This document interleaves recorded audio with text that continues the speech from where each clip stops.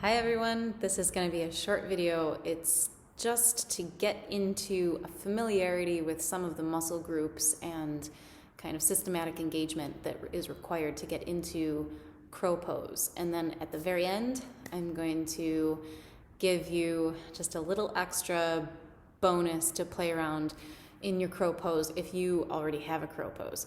Bonus, even if you don't really plan on ever being a crow person, or if you are like a crow expert and it's not really that big of a deal to learn it any longer.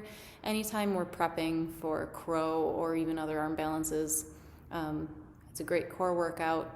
Typically, it's very good at engaging all of the little bits of muscle that can be kind of hard to isolate and identify. So anyway, this little video is going to need a bunch of props. So please, for me, grab a blanket, two maybe blocks, or things that will serve you as blocks, and a cushion, because face planting. The blocks don't have to be blocks. They can be pretend blocks like Tupperwares or whatever. What else? Is that it? I think so. Okay, so get on your mat.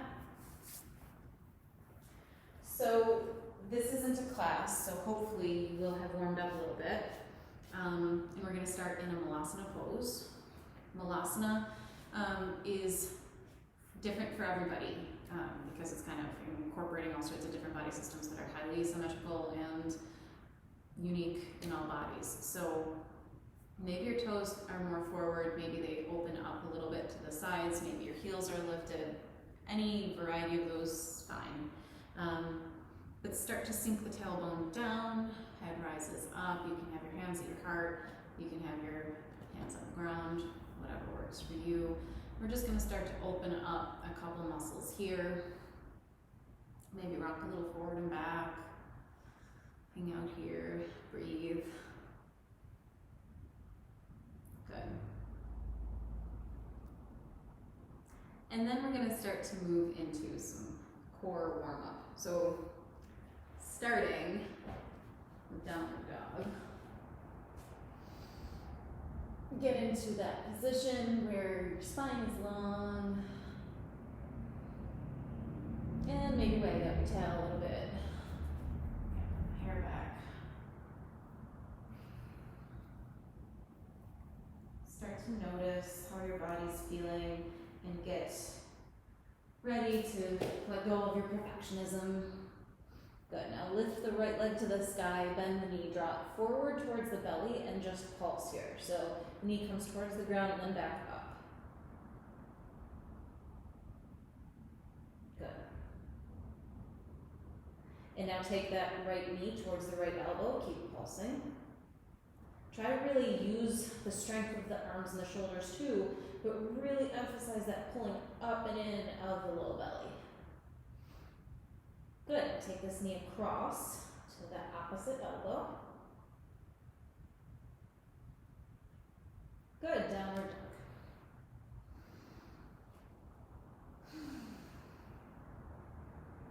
Good. Left leg and knee. Float it in. Pulse.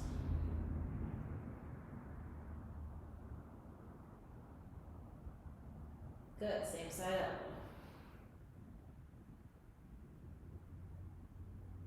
Good. Other side.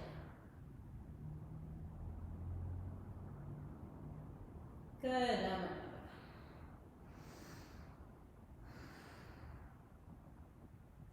Drop your knees down.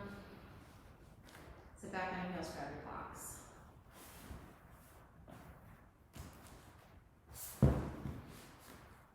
So, to get into any flying pose, we need to know how to get into the locks in our belly. So the first lock is Mula, M-U-L-A, Bandha, B-A-N-D-H-A, not a speller, okay. Mula Bandha. It's essentially kind of like the top of a Kegel. You draw the pelvic floor up to the navel, and with that kind of engagement, you start to lift the energy up in the body. So that's the first block, and we're going to practice it here with blocks. So starting before we get the blocks involved, see if you can engage it. Drawing the pelvic floor up to the navel. You should feel an engagement in the front of the low belly. And then release that. I've heard it described as the muscles that stop urination. So like the stop and start muscles. It's that, but it's also a little more than that. I've also heard that the diamond shape of that pelvic floor area, you're thinking about drawing the points together. So depending on how you visualize things or how much you don't want to visualize these things, you can kind of put your mind where the work is. Okay, so now bring your legs out in front of you. Blocks right alongside your hips.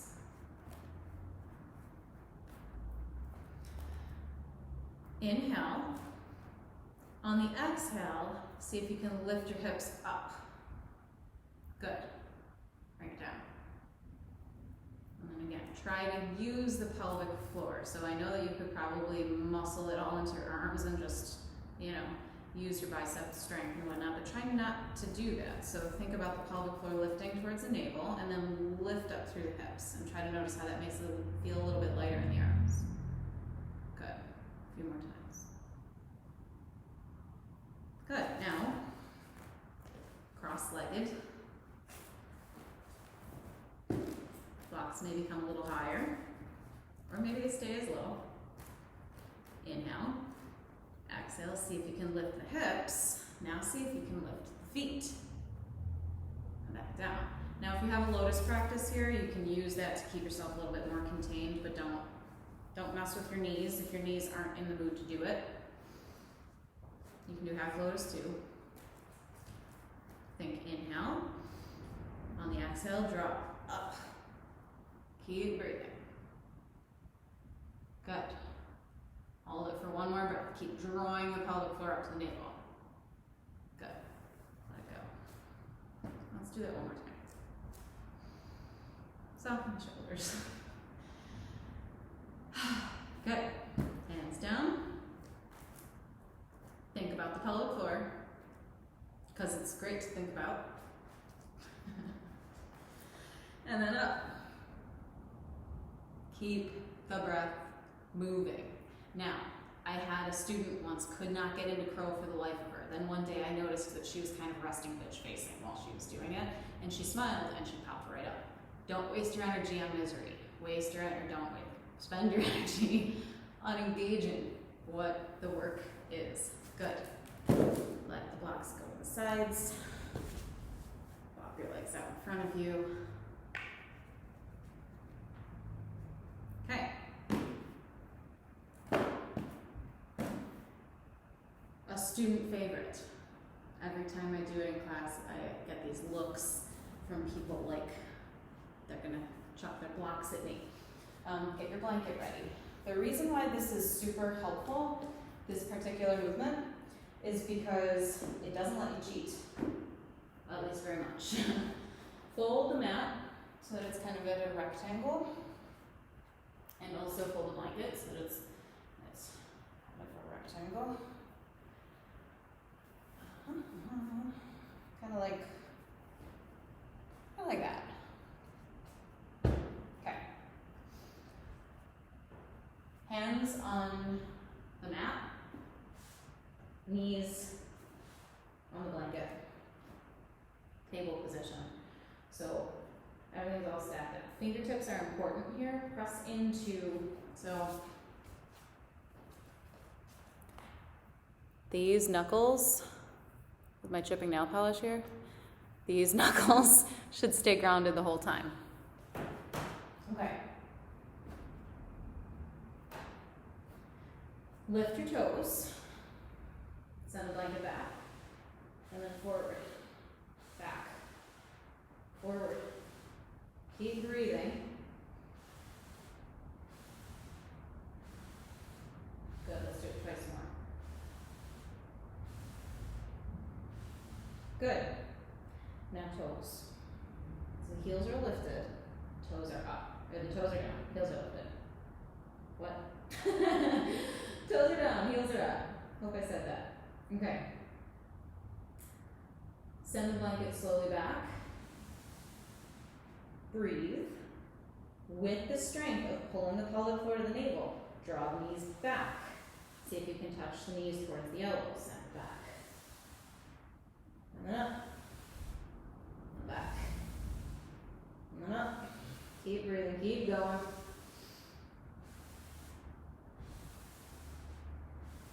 Good, next time you're up, hold, breathe. Add some twists here, not actual literal twists, plot twists. Good, okay. Hands down, make sure you're not clenching the jaw and neck. Sometimes when you do, well, when I do core work, I leave with a sore neck.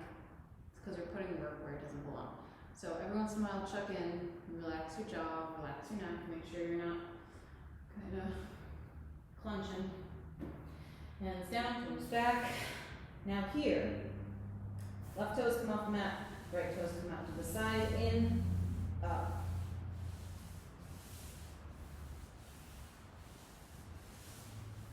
Good. Next time, switch sides.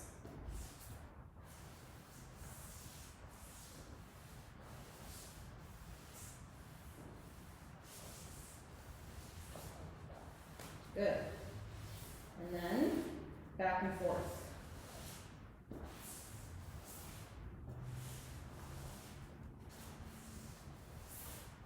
Good. And then up. And put off work. Okay. Take the mat back into its proper mat format. Grab your cushion. Cushion is there for mental reasons, so that you don't get worried as your face starts to slowly approach the ground that you're going to break your nose or bruise your forehead or whatever. Although, if there was ever a time to do it, I mean, any bruising and stuff, that'll be gone by the time anyone really sees you, so keep that in mind. Anyway, you can also use a block so that when you come forward, you can actually rest your head on the block. Just remember that when you do that, you don't want to put all of your weight on it. So just keep that in mind. Okay. Cushion in front. Come back to that Malasana pose. Sink into the tailbones, and now think about lifting. I'm trying to connect. Mulavanga. Zipping the pelvic floor up to the navel. I turned that speaker off, it turned itself back on. I don't know what to say. It really wants connection. Okay, so lifting up through the pelvic floor, lifting up through the crown of the head. Now, we're going to build ourselves like one unit that stays pretty much intact through the whole rest of the endeavor. The triceps kind of go towards the fronts of the knees. I'm having trouble connecting to the internet. Check out the help section in your Ultimate Ears app. I'll do that, speaker, thank you. Triceps to the fronts of the knees, knees to the triceps. Okay. Then we start to rock. Now, keep in mind, your hands are very important. So remember, fingertips are wide, every fingertip has weight, and try not to forget about the top of the palm area. So rocking forward, just to the tips of the toes here. Pelvic floor navel, same stuff that lifted you off the block, same stuff that dragged your feet towards the front of the mat, and back. A few times. And back. Good, now maybe right toes lift, hold. Gotta get the heel close to the glute. And back. Left side. You can stick with this the whole time. Every time you move, try to take more weight off of the tricep in the knee. Good, and then maybe at some point, it feels natural to lift the toes up, both at once. Pelvic floor to navel. Don't clench the jaw. Breathe, breathe, breathe. Hold or don't hold. You can also have a higher stack of cushions in the block. Okay. So like I said, there's one little last treat at the end of this. If you have a crow practice and you are working on pushing a little bit through the muscle memory of crow into some new territory, I'm not sure I'll be able to do this today because, just to be honest, I'm a little tired, but I'll try and I'll walk you through either way so you can play with it whether I can do it or not. Come into crow, finding that sense of strength, and then see if you can lift the right knee and hop it back. So it's one at a time. Deep breath. Now eventually maybe you can do a hop forward too. I'm not there yet. Left knee back. And what is required to do that is first feeling Mula Bandha pull up and in to the navel, and then traveling up in your awareness and your integration into the oblique of the side where the leg is coming back. And then for sure, it's a mental game because you're destabilizing yourself in a position where you are already destabilized. So if you have a crow practice and you didn't have a cushion there because you're like, I can do crow and it doesn't worry me anymore, bring the cushion back and then see. And if you fall, that's just an indication that you've brushed up against or you've moved past your comfort zone, which that's something to be proud of, even if you have face plant. So anyways, that's a basic tutorial of how to get warm and into a crow pose. If you have any questions or you want to share with me your crow experience, it's one of those poses where it's definitely challenging, and the first time you pop into it, it's just a wonderful feeling. And it's very foundational to other arm balancing. So enjoy your crows. See you later.